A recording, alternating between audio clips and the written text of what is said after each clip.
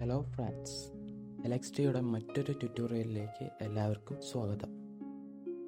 ഇന്ന് നമ്മൾ നോക്കാൻ പോകുന്നത് ഫോട്ടോഷോപ്പ് ഒരു ബിഗിനർക്ക് എങ്ങനെ യൂസ് ചെയ്ത് തുടങ്ങാമെന്നാണ്.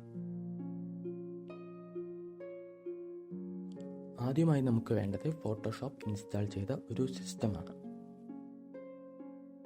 ട്യൂട്ടോറിയൽ മുഴുവനായി ഫോട്ടോഷോപ്പ് CC 2018, അതായത് ഫോട്ടോഷോപ്പിൻ്റെ 2018 വെർഷനാണ് യൂസ് ചെയ്യാൻ പോകുന്നത്. ആദ്യമായി നമുക്ക് ഒരു പ്രൊജക്റ്റ് എങ്ങനെ സ്റ്റാർട്ട് ചെയ്യാമെന്ന് നോക്കാം. ഇതിനായി നിങ്ങളുടെ ഡെസ്ക്ടോപ്പിലെ ഫോട്ടോഷോപ്പിൻ്റെ ഐക്കൺ ക്ലിക്ക് ചെയ്യുക. ഫോട്ടോഷോപ്പ് ലോഡായതിനു ശേഷം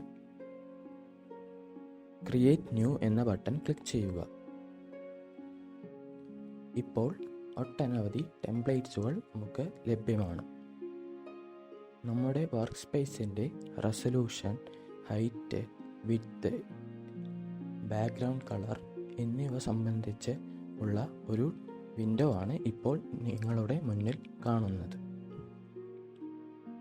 height, width, resolution, background colour എന്നിവ സെലക്ട് ചെയ്ത ശേഷം ക്രിയേറ്റ് എന്ന ബട്ടൺ ക്ലിക്ക് ചെയ്താൽ നമ്മുടെ വർക്ക് സ്പേസ് അപ്പിയർ ആവുന്നതാണ്.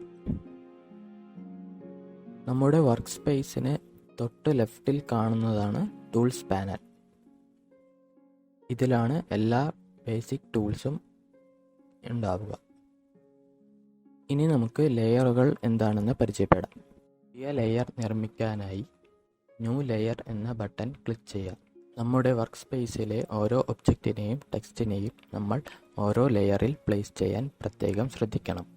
ഇപ്രകാരം ഓരോ ഒബ്ജക്റ്റിനെയും ടെക്സ്റ്റിനെയും ഇൻഡിവിജ്വലി നമുക്ക് എഡിറ്റ് ചെയ്യാനും പ്ലേസ്മെൻറ്റ് ചെയ്യാനും എളുപ്പമായിരിക്കും. ക്രിയേറ്റ് ചെയ്ത ലെയർ ലോക്ക് ബട്ടൺ ഉപയോഗിച്ച് നമുക്ക് ലോക്ക് ചെയ്യാനും അൺലോക്ക് ചെയ്യാനും സാധിക്കുന്നതാണ്. ഇപ്രകാരം ഓരോ ലെയറിലെയും എഡിറ്റിങ്ങും പ്ലേസ്മെൻറ്റും ലോക്കാകപ്പെടും. ലെയർ സ്റ്റൈൽ വിൻഡോ ഓപ്പൺ ചെയ്യാനായി ലെയർ നെയിമിൻ്റെ തൊട്ട് റൈറ്റ് സൈഡിൽ ഡബിൾ ക്ലിക്ക് ചെയ്താൽ മതിയാവും. ഇപ്പോൾ കാണുന്ന വിൻഡോയിൽ shadow, glow effect, stroke effect എന്നിവ ഓരോ ലെയേഴ്സിനും കൊടുക്കാൻ നമുക്ക് സാധിക്കുന്നതാണ്.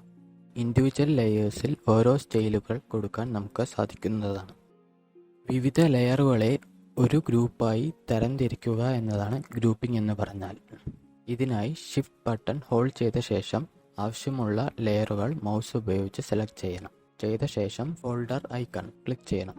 കോമൺ ആയിട്ടുള്ള ലെയറുകൾ ഇപ്രകാരം ഗ്രൂപ്പ് ആക്കിയാൽ യൂസ് ചെയ്യാൻ വളരെ എളുപ്പമായിരിക്കും. ഒരു പ്രൊജക്റ്റ് ഉണ്ടാക്കിയതിനു ശേഷം വെർട്ടിക്കൽ ആൻഡ് ഹൊറിസോണ്ടൽ ഗൈഡുകൾ ഉണ്ടാക്കുക എന്നതാണ് ആദ്യത്തെ ലക്ഷ്യം. പുതിയ ഗൈഡ് നിർമ്മിക്കാനായി ടാബ് സെക്ഷനിൽ വ്യൂ ക്ലിക്ക് ചെയ്യുക. അതിൽ ന്യൂ ഗൈഡ് സെലക്ട് ചെയ്യുക. ഹൊറിസോണ്ടൽ ഗൈഡാണോ വെർട്ടിക്കൽ ഗൈഡാണോ എന്ന് ആദ്യം നമ്മൾ തീരുമാനിക്കണം.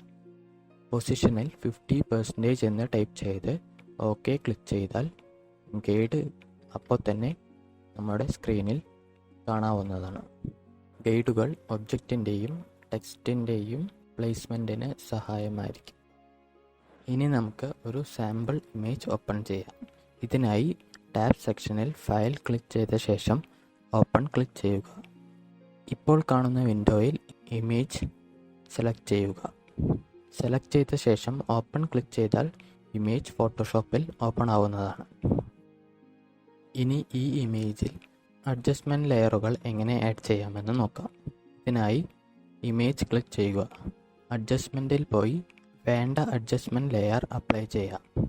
ഓരോ യൂസറിൻ്റെയും ഇഷ്ടപ്രകാരം ആവശ്യമേറിയ അഡ്ജസ്റ്റ്മെൻറ്റ് ലെയറുകൾ ആഡ് ചെയ്യാനും അതിൽ മാറ്റം വരുത്താനും കഴിയുന്നതാണ്. അവസാനമായി ഫോട്ടോഷോപ്പിൽ ഇൻബിൽട്ടായ ഫിൽട്ടറുകൾ എങ്ങനെ അപ്ലൈ ചെയ്യാമെന്ന് നോക്കാം. ടാബ് സെക്ഷനിൽ ഫിൽട്ടർ ക്ലിക്ക് ചെയ്യുക.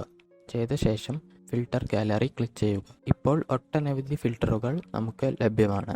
ഇതിൽ നിന്ന് യഥാക്രമം ആവശ്യമേറിയത് തിരഞ്ഞെടുത്ത് അതിൽ അഡ്ജസ്റ്റ്മെൻറ്റുകൾ വരുത്താനും ഓരോ യൂസറിന് സാധിക്കുന്നതാണ്.